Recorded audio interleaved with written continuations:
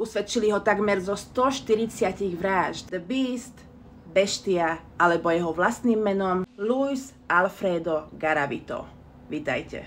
Chceli ste, nech vám odpálim dekel, tak nech sa páči. Luis sa narodil v roku 1957, pochádza z Kolumbie a jeho otec bol ťažký alkoholik.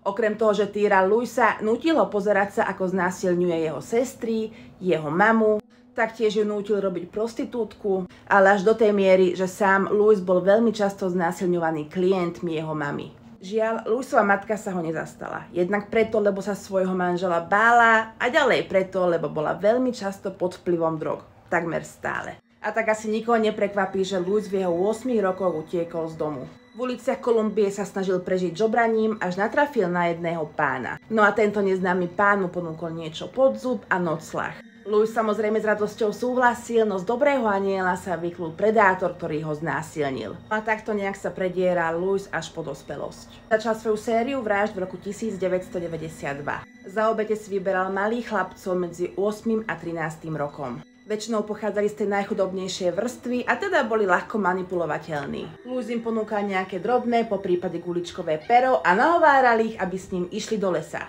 Keď s nimi ísť nechceli, nepresviečali. No ale keď s ním išli, tak už ich nikto nikdy nevidel. Svojej 8-ročnej obeti spútal najprv ruky a potom nohy. A čakalo ich dlhé mučenie. Luis sa do svojej obeti rád zahryzol. Taktiež ju bil. Taktiež ich rád rezal nožíkom alebo bodal šrobovákom. Nakoniec svoje obete Garavito análne zneužil. Ale pozor, nie hociak. Boli znásilnení rozbitou fľašou priamo do análu. Luis nebol fanúšikom stereotypu. Niektorým jeho obetiam odrezal hlavu, iným penis a tým ďalším zas miešok. Odrezaný miešok potom svoje obeti strčil do úst. No a to isté robil aj s odrezaným penisom. Obeti strčil do úst jeho vlastný penis. Aby mu nevypadol z úst, prelepil mu ich lepiacou páskou. No jedno je isté, pri obetiach bol za každým nájdený alkohol alebo fľaška lubrikantu. Polícia tieto vraždy začala brať vážne až v roku 1997, keď bol objavený masový hrob Luisových obetí. Žiaľ, prípad bol o to komplikovanejší, že Garavito si vyberal obete z tých najchudobnejších vrstiev. A teda väčšina Garavitových obetí nikdy ani len nebola nahlásená, že by niekomu chýbali.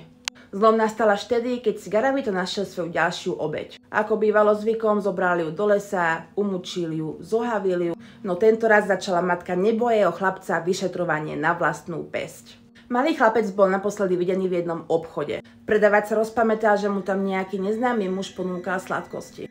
Rok 1999. Jeden bezdomovec je svedkom toho, ako dospelý muž ťahá do kríkov maloletého chlapca. Rozhodne sa malému chlapcovi pomôcť a zachráni mu život. A hoci sa Garavito z lakola utiekol, bezdomovec s chlapcom ho dokázali detailne opísať.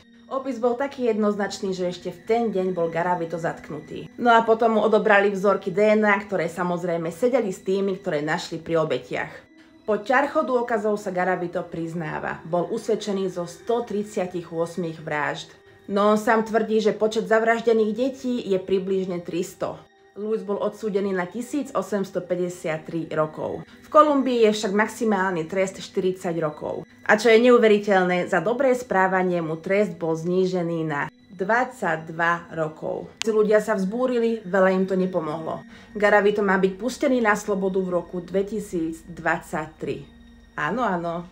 Do tej doby si užíva samotku, lebo ako bolo povedané, keby ho pustili medzi ostatných väzňov, jeho životnosť by nebola dlhšia ako 20 minút.